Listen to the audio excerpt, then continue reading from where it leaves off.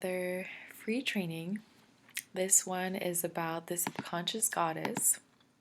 My name is Layla Rose, by the way, and I am the founder of the Hathor Mystery School. And so today we're gonna dive deep into the subconscious mind and basically what is it and why it can be a very powerful tool for transformation and liberation.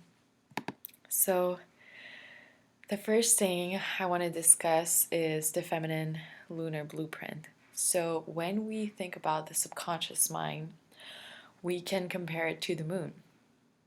So, the sun represents the conscious mind and the moon, the subconscious, right? And the reason why it's so powerful, so there's a lot of studies on this, and it shows that the subconscious mind controls 95% of our actions, which means that we're basically running on autopilot every single day.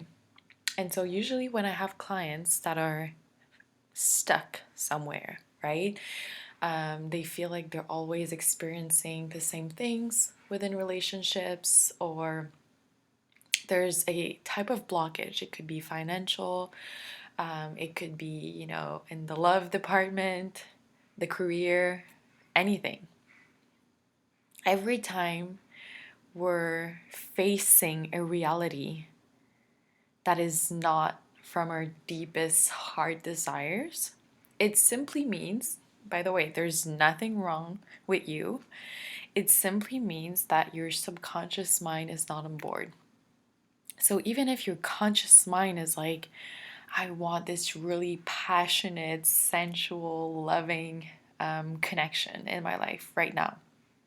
If your subconscious mind thinks that you're not worthy of that, or that, love is only for other people, or, when we hear the phrase, all men are the same, all women are the same, that's usually because we have this pattern of attracting the same type of people, and we have to look within. And it's not a conscious process because we're working with the subconscious mind.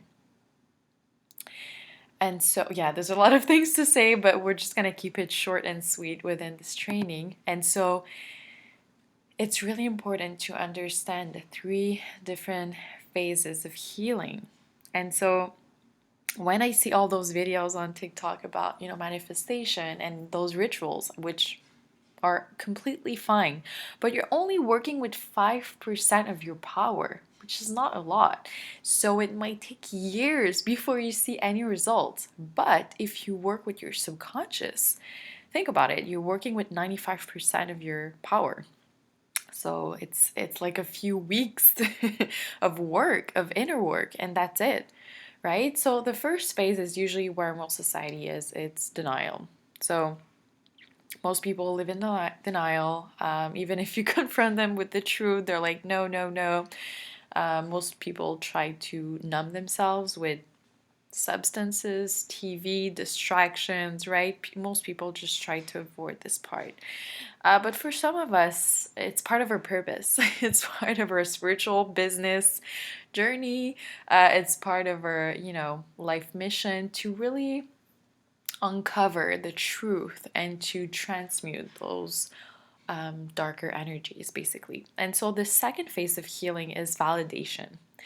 Validation is so important to acknowledge any form of trauma or pain. What's really interesting, by the way, with when we're gonna dive deep into theta healing, basically, when we're gonna dive deep into subconscious healing, we don't need to remember every single trauma we've had in our life because we're working with the subconscious. The subconscious knows. We don't have to like physically experience the pain over and over. And I feel like that's a trap. That's actually a spiritual trap where a lot of people find themselves literally stuck in this loop of self-development and spiritual practices where it's like it's a never ending journey of like, striving to perfection, like to be like this healed and whole version of you. And it's like humans are much more fluid than that. Like that's very rigid. That's like putting on like very specific labels on yourself, and it's like this is not, supposed to be like that. As long as there's willpower, right? You're willing to become a better person, that's already a lot, right? And so the third phase is transcendence, which is my favorite one because we're basically transmuting the trauma that happened into this powerful soul energy, right? We're transmuting actually pain into power. And so there are a lot of different ways to do that. And one of the ways is sound healing, which is why we have a lot of sound healing here at Hathor on YouTube. Light language as well. Light language is a type of language that literally speaks directly to your soul, to your oversoul, your higher self, however you want to call it. And so that's a very powerful tool as well. And so we like to combine it with somatic therapy as well to really move the energies out of our body, basically. But we really work in that specific order because we want to make sure that we work in the spiritual realm first, and then it's going to affect the physical realm anyway. So working with our subconscious mind. Oh, I forgot to mention as well, when we're from the age of 0 to 7, that's when our brain is in theta mode, right? And that's when we absorb the most information about, all the limiting beliefs we have are usually from that period of time.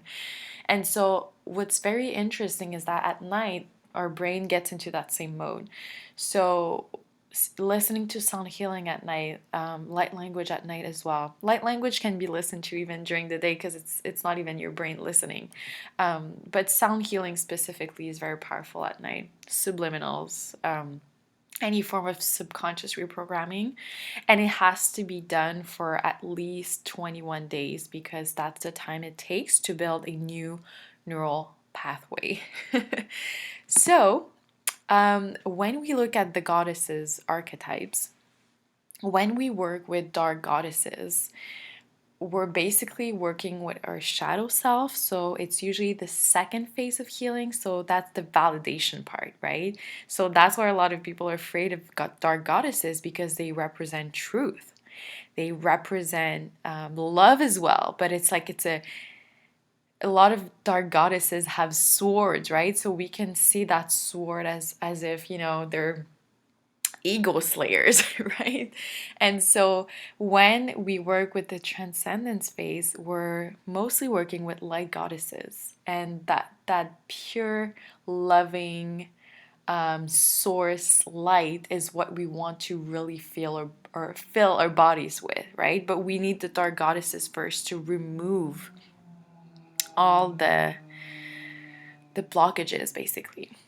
So if you like this type of content, by the way, these are the 3 pillars of education that you can find within the Hathor Mystery School. And so the reason why I like to talk about this a lot is that usually when we look at courses online, I've bought a lot of courses, so I know what I'm talking about. It's usually one or the other. I've never had any courses that would like combine knowledge, ritual, and routine, and the 3 phases basically of healing. And so what it does basically is you usually get a course, you get a little piece of information, and you're like, okay, well, I'm starving now, I need more, right? And so what we do at Hathor is that we really want you to become your most independent, sovereign creator being, which is why we give you all the tools all at once. So if you like this type of video, don't forget to like, comment, and subscribe as well. You can also find me on social media. My handle is exclusive by Hathor. Let me know if you like this training, and I'll see you in my next one. Bye.